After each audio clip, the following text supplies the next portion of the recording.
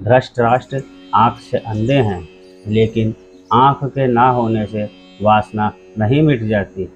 काश सूरदास ने धृतराष्ट्र का ख्याल कर लिया होता तो आँख फोड़ने की जरूरत ना होती। सूरदास ने आँखें फोड़ ली थी इसलिए कि ना रहेंगी आँखें, ना मन में उठेगी कामना, न उठेगी वासना।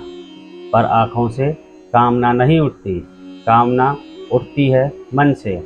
आँखें फूट भी जाएं, फोड़ भी डाली जाएं, तो भी वासना का कोई अंत नहीं है।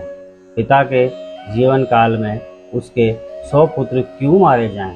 इससे बड़ी विडंबना क्या होगी। महाभारत में धृतराष्ट्र के 100 पुत्र मार गए थे। क्या यह उनके पूर्व जन्म के किसी कर्म का दंड था? धृतराष्ट्र अंधे थे, लेकिन जब उन्हें यह पता चला कि गांधारी को 100 संतानों को जन्म देने का आशीष है, तो अंधेपन का दुख मिट गया था। धृतराष्ट्र के 100 पुत्र और एक पुत्री हुई। कुरुक्षेत्र में उनके 100 पुत्र मारे गए थे। एक पिता के लिए इससे बड़ी विडंबना क्या होगी कि उसके 100 पुत्रों का शोक मनाना पड़े। भगवान श्री कृष्ण ने गीता का जो संदेश दिया था उसे अर्जुन के अतिरिक्त संजय और धृतराष्ट्र ने भी सुना था। उसमें भगवान ने कहा था कि सब कुछ पूर्व निर्धारित है, सबको उनके पूर्व के कर्मों का दंड भोगना होगा। धृतराष्ट्र के वह बात स्मरण थी। दुर्योधन और दुशासन मुख्य रूप से पांडवों और द्रौपदी के दोषी थे। उनके मारे जाने का तो धृतराष्ट्र कर्म दंडों से जोड़ रहे थे, पर शेष पुत्रों की तो कोई भूमिका ही नहीं थी। वे क्यों मारे गए? यह प्रश्न धृतराष्ट्र को कचोटता था। महाभारत युद्ध समाप्त होने पर धृतराष्ट्र ने श्री कृष्ण से पूछा, मैं अंधा पैदा हुआ, मेरे 100 पुत्र मारे गए। भगवान, मैंने ऐसा कौन सा पाप किया है जिसका यह दंड मिल रहा है? आपने अर्जुन से कहा था कि जो हो रहा है वह कर्मों का दंड है। मेरे अंधे होने और 100 पुत्रों के मारे जाने के पीछे क्या कारण है? कृपया यह मुझे बताएं। अपने पुत्रों को खोने की पीड़ा से उबरने में यह काम आएगा। श्री कृष्ण ने कहा, महाराज धृतराष्ट्र, आपने उचित ही सुना था। कर्मों का दंड भोगना पड़ता है, उससे किसी को छूट नहीं है। राजा और समर्थवान लोगों को कर्मों का दंड विशेष रूप से भोगना पड़ता है। ईश्वर उन्हें समर्थवान बनाते हैं तो उनसे ज़्यादा जिम्मेदार होने की आशा रखते हैं। कुछ पाने के लिए कुछ तो देना ही पड़ेगा ना महाराज। आप इस जन्म में भी राजा हैं, पूर्व जन्म में भी राजा थे, पर आपने कई पाप कर्म किए थे। धृतराष्ट्र अधीर हो गए। वह बोले, केशव, मैंने इस जन्म में जो किया वह मेरे सामने है। एक राजा और एक बड़े परिवार का मुखिया होने के नाते मुझे वही उचित लगा। पूर्व जन्म का रहस्य जानने को मैं उत्सुक हूँ। कृपया वह रहस्य खोलें कि ऐसा कौन सा पाप था कि मैं अंधा भी हुआ, 100 पुत्र भी गंवाए। भगवान श्री कृष्ण ने धृतराष्ट्र को पूर्व जन्म की याद दिलानी शुरू की। उन्हें पूर्व जन्म में लेकर के गए। भगवान बोले, महाराज धृतराष्ट्र, पिछले जन्म में भी आप एक राजा थे। आपके राज्य में एक तपस्वी ब्राह्मण रहते थे। ब्राह्मण के पास हंसों का एक जोड़ा था जिसके 4 बच्चे थे। ब्राह्मण को उन हंसों से अपने संतान के जैसा लगाव था।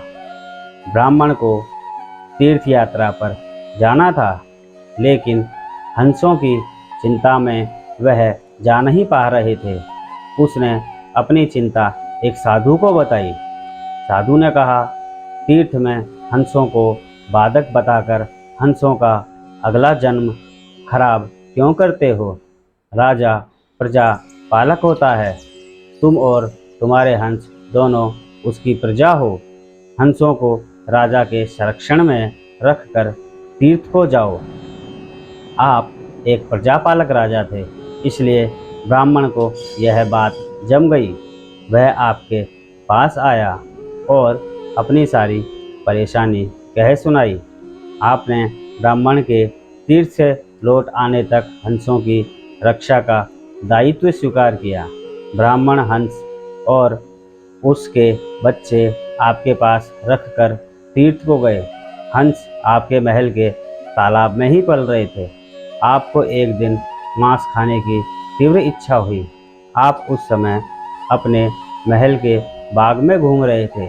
आपकी नज़र हंसों पर पड़ गई। आपने सोचा सभी जीवों का मांस खाया है, पर हंस का मांस आज तक नहीं खाया है। इसका स्वाद आखिर कैसा होता होगा।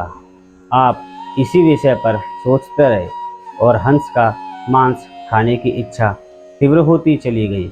यह इच्छा अब पराकाष्ठा पर पहुंच गई और आप खुद को रोक ना पाए। आपने हंस के 2 बच्चे भूनकर खा लिए। उनका स्वाद आपके जीवा को लग गया। हंस के एक एक कर 100 बच्चे हुए। आप सबको खाते चले गए। अंततः हंस का जोड़ा संतानहीन होकर दुख में मर गया।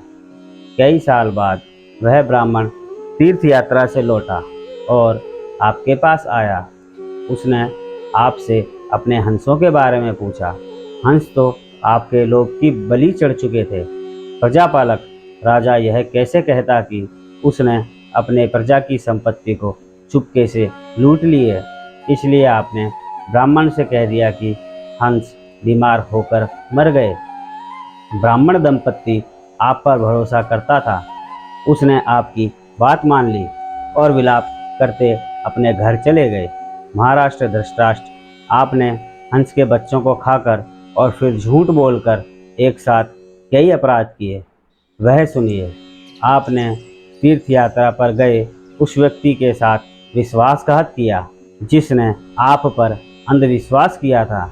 आपने प्रजा की धरोहर में डाका डालकर राजधर्म भी नहीं निभाया। जीव्या के लालच में पड़कर हंस के 100 बच्चे भूनकर खा गए जो आपके पास आश्रय के लिए आए थे। इस तरह आपने उस असहाय का वध किया जिसे आपने आश्रय दिया था। यह बहुत बड़ा पाप है। हे राजन, इन घोर पाप कर्मों का दंड आपको मिला है। जैसे आपने जीव्या के लालच में हंस के 100 बच्चे मारे, वैसे ही आपके 100 पुत्र हुए लालच में पड़कर मारे गए। उन सब की जीव्या भी आवश्यकता से अधिक उद्दंड थी। जिसने आप पर आंख मूंद कर भरोसा किया, उसी तीर्थयात्री से आपने झूठ बोला और राजधर्म का पालन नहीं किया। कोई आंख मूंद कर विश्वास करे तो उसका विश्वास कभी नहीं तोड़ना चाहिए। इसी विश्वासघात के कारण आप अंधे हैं और राजकाज में विफल व्यक्ति हो गए। श्री कृष्ण ने कहा, सबसे बड़ा छल होता है विश्वासघात। आप उसी पाप का फल भोग रहे हैं। इस प्रकार श्री कृष्ण ने बताया कि व्यक्ति को उसके द्वारा किए गए सभी कर्मों का दंड तो अवश्य भोगना पड़ता है। जय श्री कृष्ण, जय श्री श्याम, राधे राधे।